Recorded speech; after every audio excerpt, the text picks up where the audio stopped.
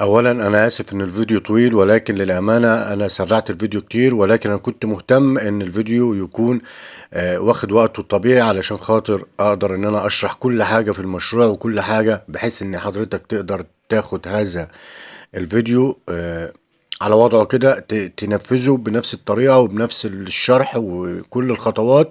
يبقى انت عندك مصنعك او يبقى عندك مشروعك الصغير او يبقى عندك المنتج بتاعك الحصري، الحاجة الكرياتيف. ان شاء الله بإذن الله النهاردة يا جماعة هيكون معانا فيديو ممتاز جدا جدا، ولكن ليا طلب ان انتوا اول حاجة تصلوا على الحبيب المصطفى وتدعوا لاخواتنا في فلسطين. الحاجة التانية انك تتفرج على الفيديو لحد الاخر عشان ما فيش خطوة واحدة تعديك، وبالتالي ان شاء الله بإذن الله تستفاد. اول حاجه يا جماعه احنا بنجيب معانا قطع الفلين. الفلين ده اسمه فلين العزل، ده بيجي يا جماعه من اي فرع من كيماويات البناء الحديث، وكمان في جروبات كتير بتبيعه، جروبات المخصصه لمنتجات عزل الحوائط والحاجات اللي زي كده. بجيبه بقطعه بنفس الاقطار اللي احنا شايفينها دي. وبعد كده بنعمل الارضيه بتاعتنا او الجزء اللي تحت ده. الجزء ده يا جماعة الطول بتاعه حوالي 23 سنتي، في العرض 8 سنتي. ببدأ بعد كده ان انا اعزل القطعة دي بالدبل فيس، وبعد كده بلزق عليها القطع الصغيرة اللي انا عملتها. طبعا مهم جدا ان حضرتك تعمل الاشكال دي او القطع دي تكون مختلفة او تكون نفس الشكل اللي انا عامله ده، بارتفاعات مختلفة وبمقاسات مختلفة، علشان في الاخر تطلع معانا وتاخد التصميم اللي احنا عايزينه. بعمل قطعة تانية اللي هي الارضية اللي بتلزق عليها دي، ولكن بتكون اكبر من التانية سنتي من الاربع اتجاهات، سنتي او سنتي ونص. تمام. هنا اهوت حوالي سنتي ونص من الاربع اتجاهات، وبلزق على القطع الصغيرة اللي انا عملتها، بلزق عليها برضو الدبل فيس، بحيث ان انا الزقها فين، الزقها في القطعة الكبيرة شوية. الدبل فيس الابيض ده خلص، مع انه كان من النوعية النظيفة جدا يا جماعة. والاحمر ده كويس، بس ساعات بيفك، يعني ساعات الجزء اللي هو بيلزق ده بيفك لوحده.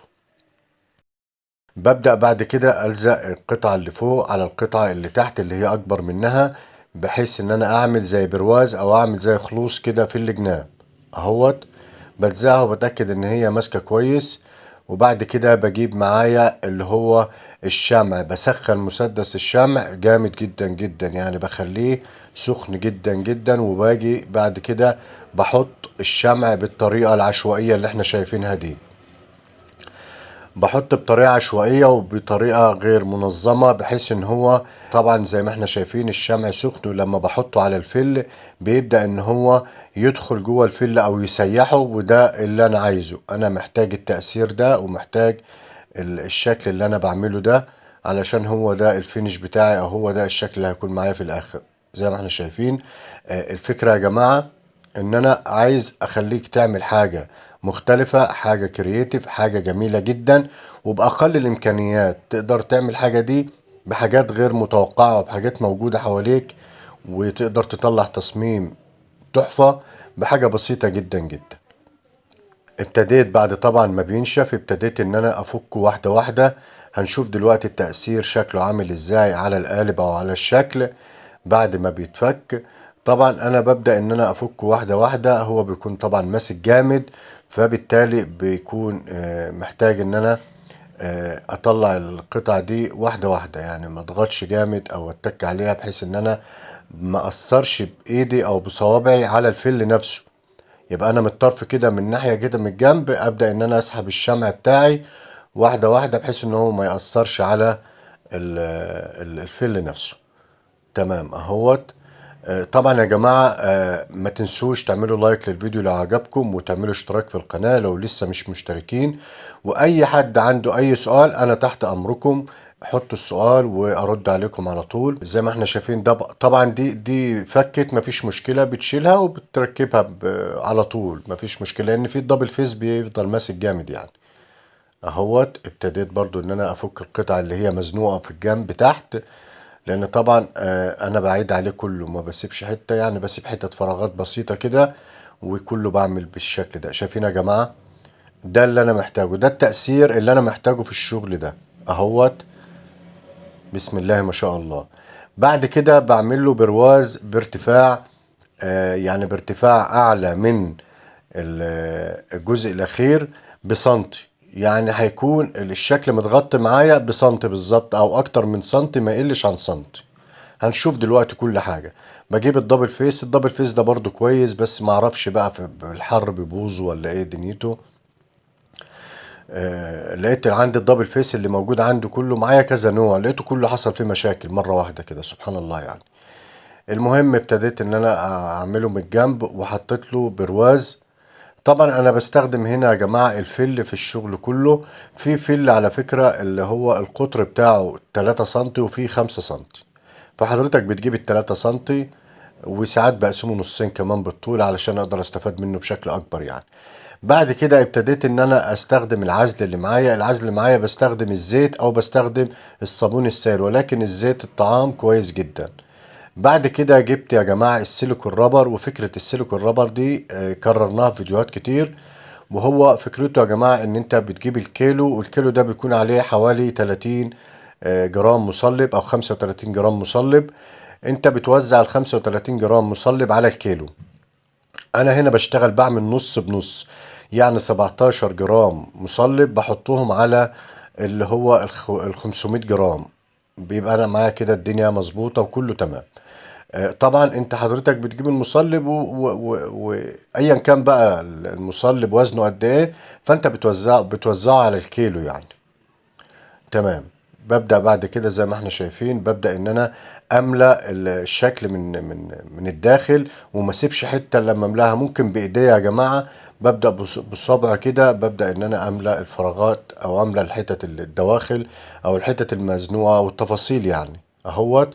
طبعا يا جماعة اعذروني انا بتكلم كتير، بس والله العظيم انا نفسي الفكرة توصل لكم، ونفسي لو واحد بس استفاد من المشروع ده انا هبقى مبسوط. ابتديت ان انا طبعا بغزغز كده باي حاجة في الجناب، بحيث ان انا ما اسيبش اي حتة الا وتاخد. انا دايما مش بشتغل بعمل بالكيلو، لا انا بعمل بالنص كيلو، تمام. وبكب ليه بقى؟ عشان اضمن ان انا قلبته بشكل كويس، لان انا لو عملت الكيلو مره واحده ممكن ما اعرفش اقلبه وما اتحكمش فيه ان انا اقلبه بشكل كويس. فبعمل نص كيلو بنص كيلو او ربع كيلو بربع كيلو، اهو زي ما احنا شايفين. اهم شيء يا جماعه في السيليكون رابر ده التقليب، ان انت تقلب كويس جدا. ده خدوا بالكم قلبته، بس زودت المصلب شويه، فهتلاقي ان هو بدأ ان هو يمسك بسرعه او يشك بسرعه. مهم جدا ان انت تشتغل برضو يعني بقدر كافي من السرعه، علشان خاطر الشغل ده ما ينشافش ويبوظ. انا بشتغل برضو بسرعة، ولكن انا زودت المصلب سيكا، فعلشان كده ابتدى ان هو يكون شكله زي ما هنشوف دلوقتي اهوت. ما عرفتش ان انا اظبطه من فوق، ولكن مش مشكلة. انا بالنسبة لي اهم حاجة الجزء اللي في الداخل، مش الظهر. الظهر كده كده انا بعمل له حاضن، فبالتالي بالنسبة لي مفيش مشكلة. ببدأ بعد كده افك بقى الفل ده، ما اناش محتاجه بقى اهوت. بفكه واحدة واحدة بحيث ان انا اطلع القالب. على فكرة مهم جدا ان انت تسيبه يوم. في ناس بتسيب السيليكون، اللهم صل على النبي، بتسيبه 3 4 ساعات وتفكه. لا انا بحب اسيب السيليكون يوم كامل، بحيث ان هو يبقى ارتاح ومسك كويس، وافكه وانا مطمن، ما يبقاش في حاجة مثلا لسه ما نشفتش ولا كلام من ده، لا. اهوت بسيبه يوم كامل 24 ساعة وافك براحتي بقى، اشد براحتي مفيش مشكله اهو. ببدأ طبعا انا فكيت الجزء اللي تحت، وبفك هنا الجزء اللي هنا. طبعا مهم جدا العازل يا جماعه، لان انا لما حطيت العازل فهيطلع معايا زي ما انتم شايفين بطريقه سهله جدا، او بيطلع بكل سهوله، يعني مش بياخد مني لا مجهود ولا تنظيف ولا القصه دي كلها. العازل مهم جدا، وممكن حضرتك تعزل مرتين، يعني تعزل وتسيبه ينشف براحته، بعد كده تعزل، وطبعا بالزيت مهم جدا اهو. بعد كده سندته من الجناب لان هو مطاول يعني طويل، فسندته من الجناب عشان ما يتحركش. وبعد كده ابتديت ان انا اصب فيه اول صبة دي علشان خاطر اعمل الحاضن بتاعنا. الحاضن ده الجراب او الكفر اللي هو بيكون حوالين القالب. واللي يا جماعة ده مهم جدا ان انت تعمله اما بالجبس او تعمله بالبوليستر. تمام. ليه؟ علشان خاطر تشتغل في الشغل بتاعك وانت مطمن. القالب ده يا جماعة مكلف برضو، ما هوش رخيص ولازم تحافظ عليه. طيب انا هحافظ عليه ازاي؟ ان انا اعمل له حاضن او اعمل له كفر، زي فكرة التليفون بالظبط يا جماعة. انا لو معايا تليفون وبشتغل بيه على طول، فلازم اعمل له جراب، لازم اعمل له كفر، علشان خاطر لو سبته كده زي ما هو هيتبهدل مني. هي نفس الفكرة. اهوت ابتديت ان انا اعمل له علبة من الفلين. تمام. العلبة طلعت صغيرة شوية من ناحية الطول، فكبرتها اهوت، وابتديت ان انا اصب فيها اللي هو الجبس على طول. ده جبس وعليه شوية اسمنت ابيض علشان يبقى قوي اكتر. يعني بمقدار مثلا لو حطيت كيلو كيلو جبس، بحط ربع كيلو اسمنت ابيض. تمام. بيمسك جامد جدا وبيخلي الحاضن معايا قوي وبيعيش فترة طويلة. ممكن اعمله بالبوليستر، ولكن اللي ما عندوش بوليستر يشغل نفسه وما توقفوش على اي حاجة. كل حاجة لها بدائل، يعني كويس ان احنا بنشرح البدائل برضو. كل حاجة يا جماعة لها بدائل، يعني ما توقفش على حاجة. وفكرة المشروع انه مش مكلف، حضرتك ممكن تبدأ ب 500 جنيه ب 1000 جنيه تعمل قالب وبنفسك. مش هقولك ان انا اعمله لك، انت لو معرفتش تعمله كلمني وانا اعمل لك القالب، مفيش مشكلة. ولكن انا هنا شارح كل حاجة بالتفصيل اهو، يعني الموضوع ما فيهوش صعوبة. لكن لو حضرتك ما عرفتش تعمل القالب او لقيت فيه صعوبة او كده، كلمني وانا اعمله لك من عينيا حاضر. واي حد محتاج قوالب ومحتاج اي حاجة بما يرضي الله، انا اعمله له واللي هو عايزه، وانا اللي هقدر عليها اعمله مع اي حد. صلوا على النبي كده يا جماعة وشوفوا النتيجة عاملة ازاي. بسم الله ما شاء الله. اهم حاجة في فكرة الفيديو يا جماعة، خدوا بالكم اللي انا بركز على انك تعمل تصميم يكون جديد وكرييتيف، من حاجة هقولها لكم حاجة تافهة. يعني مسدس الشمع ده عمل لي دلوقتي تصميم الحجر الفرعوني. التصميم ده مش موجود اطلاقا. ممكن يكون البروز بتاعه عالي شوية، ده حضرتك تقدر تتحكم فيها، ولكن انا كنت مصمم ان هو يكون بنفس الارتفاع ده، لان الارتفاع ده بالنسبة لي انا مهم جدا، لان هستخدمه بعد كده في شغل عندي انا في البيت، في جنينة انا بعملها كده بجهزها. فبالتالي الشغل ده هيكون بره. تمام. هيكون كويس بالنسبة ليا وهيكون بارز وهيكون شكله كويس. تمام. تمام. فكل الحاجة دي انت تقدر تستخدمها. شفتوا يا جماعة الحتتين اللي انا عاملهم في الجناب دولت، اللي هم اللي في الجناب دول، علشان اقدر اشيل منهم القالب. يعني اقدر القالب وانا بفكه او بشيله عشان اطلع منه المنتج، اشد منهم، فبالتالي ما اثرش على القالب وانا بفك اهو. حطيت هنا طبعا الميه لما اجي اعجن، وبعد كده بحط اللي هو الجبس. مهم جدا ان انت تخلي القوام اتقل شويه. القوام ده بتاع القالب اللي انا صبه ده هو حالا، ده خفيف يا جماعه، خفيف شويه. ممكن تتقله شويه تخليه زي اللي انا صبيته في الحاضن، هيكون كويس جدا. والميزه كمان ان القوام يكون مظبوط، ان هو ما بيغيبش عبال ما ينشف، وكمان بيكون قوي، يعني بيكون قوي بنسبه كبيره عن اللي هو بيكون سايل خالص. اهو شفت الحتتين اللي انا عاملهم اللي في الجنب دول، حط لكم عليهم سهم همت. الحتتين دول مهمين جدا، عشان لما تيجي حضرتك القالب ينشف وتيجي تشيله، تشيل من الحتتين دول، ما تضطرش ان انت تستخدم اي حاجه حاده وتبدا ترفع القالب والقصه دي كلها. بصوا يا جماعه، وانا بشيل بعمل ايه؟ بحط ايدي هنا اهو، وبيتشال معايا بكل سهولة. طبعا ممكن تغوط شوية الحتتين دولت بحيث ان انت ما تشيلش من طرف بتاع القالب، فممكن يتقطع. ممكن تغوطهم شوية بحيث ان انت تشيل من العزم نفسه بتاع القالب. بسم الله ما شاء الله. ده يعتبر بقى اول قالب في المنتج اللي احنا هنستخدمه اهوت. بسم الله ما شاء الله. خد معايا ربع ساعة بالظبط وبعد كده شيلته اهو. بسم الله ما شاء الله، اللهم صل على النبي. التفاصيل تحفة. طبعا التفاصيل دي كلها هتبان دلوقتي يا جماعة بعد ما نبدأ ان احنا بإذن الله نشتغل على الحيطة. وكمان هقول لكم دلوقتي حاجة جميلة جدا جدا هنعملها، ان احنا هنشتغل على حيطة طوب على طول. يعني هنشتغل بالاسمنت الابيض والبودرة بشكل مباشر على الطوب الاحمر. مش هنشتغل على المحاره او هنشتغل على الدهانات. فبالتالي دي فرصه برضو للناس تعرف طريقه التركيب عامله ازاي، وان شاء الله باذن الله الكل يستفاد اهوت. طبعا انا كده بقى بعمل الكميه اللي انا محتاجها. شفتوا يا جماعه داخل الحاضن ازاي؟ بسم الله ما شاء الله، 10 على 10.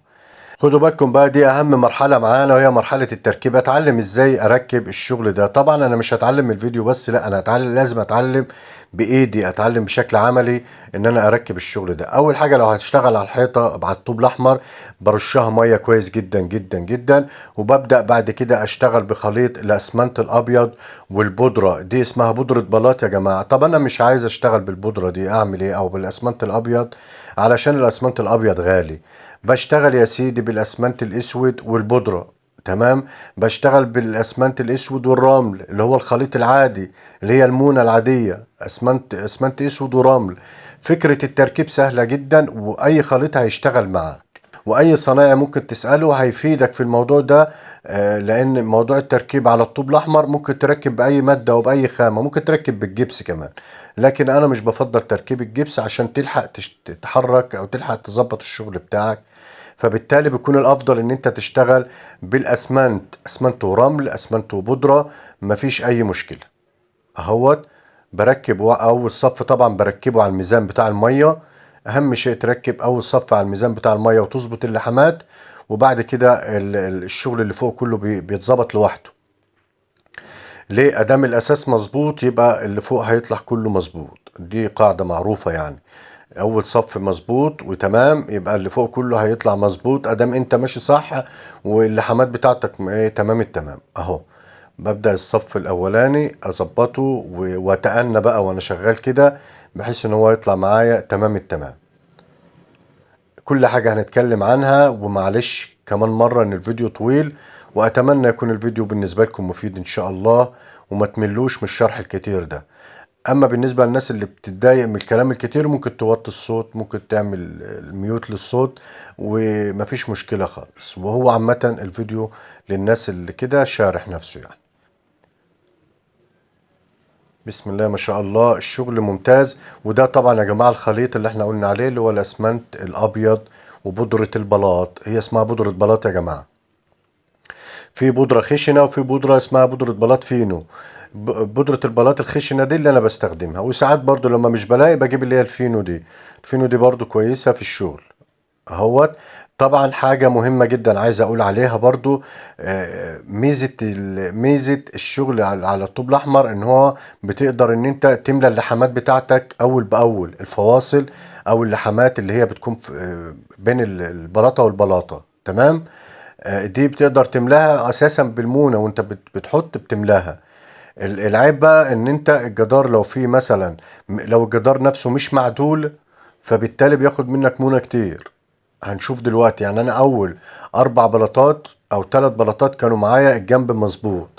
اخر بلاطتين معايا في الجنب لقيتهم شايلين يعني، واخدين مونة كتير، او واخدين اسمنت كتير، او واخدين خليط كتير معايا. ليه؟ لانهم مش مظبوطين، هم داخلين جوه، والحته اللي في الاول طالعه بره. فبالتالي لازم اظبط البلاط كله يبقى ماشي بسوي بعضه. فلازم حته اللي في الاخر دي شالت مني مونه كتير، زي ما احنا شايفين اهوت. بتشيل مونه كتير جدا في الجزء اللي في الاخر اهو. فطبعا دي ميزه وعيب في الشغل اللي هو اللي على الطوب الاحمر. فطبعا برضو الشغل الصح برضو للناس اللي عايزة تشتغل في الشغل الصح ده، ان انت تمحر الجدار الاول وتسويه وتظبطه ظبطة محترمة. تمام. يعني تقول للصنايعي انا هركب عليه بلاط، هو هيظبطه لك بقى، هو هيظبطه لك ظبط على الميزان. انت حضرتك تشتغل لو اشتغلت بسنت مونة هيطلع معاك مظبوط. فبالتالي الدنيا معاك بتبقى تمام التمام. هنا بقى، هنا انا سبت الفواصل ما ملتهاش، لان انا حبيت ان الفواصل دي تظهر. لان جربت اول صفين وانا بملى الفواصل، حسيت ان هو هيكون يعني ايه، هيكون عامل زي البلاطه الكامله كده. شفتوا يا جماعه حته الرخامه كده، مش بيكون لها اي ملامح خالص بالنسبه للفواصل، هو هيكون بالشكل ده. فده تأثير برضو، او ده شكل اللي حابب. في ناس بتحب الشكل ده وفي ناس لا. فحضرتك لو عايز تملى الفواصل دي، فانت بتملاها وانت شغال. وممكن تملاها بعد ما بتخلص خالص. ممكن تجيب القرطاس اللي هو بتاع الكريم شانتيه ده، اللي هو بيستخدم في المطابخ، وتملاه اسمنت، وتبدأ تعدي عليه كده. تملى الفواصل دي باسمنت ابيض، وتحط على الاسمنت الابيض غير ابيض. بحيث ان هو يبقى عجين خالص، وبترش الحيطان الاول او بترش الفواصل الاول بميه، وبعد كده بتعيد عليه بالاسمنت الابيض اللي هو العجين ده، وبتملى الفواصل. دي حاجة تانية. شايفين يا جماعة ده الشكل بتاعه بعد ما خلص. هقول لكم دلوقتي في شكلين تانيين هوريه لكم ازاي ان انت تقدر تستفاد من التفاصيل بتاعة الحجر ده بشكل جميل جدا جدا، وتقدر تحط فيه كذا شكل. شوفوا يا جماعة التفاصيل، انا حبيت ان انا اعمل لكم زوم، لان بصراحة التفاصيل دي ملهاش حل، يعني رهيبة. اقسم بالله لو حضرتك بتشوف التفاصيل دي على الطبيعة هتبهرك، يعني حاجة رهيبة. انا حرفيا والله العظيم والله العظيم الفيديو ده انا اتظلمت فيه بسبب التصوير. علشان كده بعمل زوم دلوقتي علشان حضرتك يعني ايه تستوعب الفكرة عاملة ازاي او التفاصيل عاملة ازاي. تخيل ان حضرتك قدام تفاصيل زي دي، مثلا في مدخل فيلا، في مدخل عمارة، في مدخل بيت، في وش بلكونة، في واجهة منزل، في الكلام ده كله، واخدة الخدمة بتاعتها ومظبطة. تخيل الشكل هيكون عامل ازاي. انا هنا ابتديت ان انا اعمل شكل تاني. انا هاخد الارضية دلوقتي يا جماعة باللون اللي هو الرمادي الغامق. الرمادي اللون ده، خدت اللون الرمادي الغامق، وبعد كده بكل بساطة جبت لون فاتح رمادي برضو، وابتديت ان انا اخد العالي بتاعه. انا هنا خدت العالي لون، وخدت الارضية بتاعتي او التأسيس بتاعي لون تاني. شوفوا يا جماعة الجمال، شوفوا الجمال والحلاوة عاملة ازاي، بسم الله ما شاء الله. ده شكل روعة. الميزه بقى يا جماعه في التصميم نفسه، ان هو بيديك امكانيه ان انت تبدع في التلوين او تبدع في الفينش بتاعك. واخدين بالكم؟ تقدر تعمل عليه الوان كتير جدا، وتقدر تعمل عليه تأثيرات. هنشوف اللون ده التاني دلوقتي، لون روعة. اللون الاصلي بتاع الحجر الفرعوني، وده لون خدوا بالكم برضو بيتعمل برضو بيركب كتير جدا في الواجهات بتاع الحجر الفرعوني، وفيه رخامة نفس الشكل ده. تعالوا بقى ناخدوا اللون البيج الغامق اهوت. اللون البيج ده يا جماعة لون يعني بسم الله ما شاء الله، اشتغلت بيه كتير. كنت جايبه من جوتن من سنتين، بس خلص، يعني ان شاء الله اجيب كمية منه، اجيب 2 كيلو ولا حاجة. اهوت ابتديت انا بشتغل هنا ازاي بقى يا جماعة. اخدت لون غامق بيج، بعدين اخدت لون فاتح، واخدت لون افتح من الايه من اللونين التانيين، يعني اشتغلت بثلاث درجات من نفس اللون. انا عندي لون بيج اشتغلت بثلاث درجات بس. ابتديت بالغامقة، وبعدين الفاتحة، وبعدين افتح منهم الاتنين. بيطلع معايا نفس الشكل الجميل اللي احنا شايفينه ده. شايفين بقى الحتت اللي هي الغويطة اللي في النص دي اللي واخدة اللون الرمادي، شكلها جميل جدا جدا بسم الله ما شاء الله. وكمان واخد نفس اللون بتاع الحجر الفرعوني او الحجر الطبيعي بالظبط. يعني الناس برضو هسيب لكم برضو في اخر الفيديو ده كذا شكل كده يا جماعة للحجر، برضو عشان اللي هيلون يبقى عنده الفكرة ان هو يطلع عنها الوان، او يكون عنده افكار دي الوان الحجر الطبيعي اللي هو موجود. في نهاية الفيديو يا جماعة أتمنى يا رب يكون الفيديو بالنسبة لكم مفيد. وطبعا أنا بشكركم جدا جدا لو استمريتوا معايا لآخر الفيديو ده. وآسف إن الفيديو طويل، وما تنسوش تدعوا إخواتنا في فلسطين ربنا ينصرهم، وتصلوا على حضرة النبي في الكومنتات. وبشكركم جدا جدا، والسلام عليكم ورحمة الله وبركاته.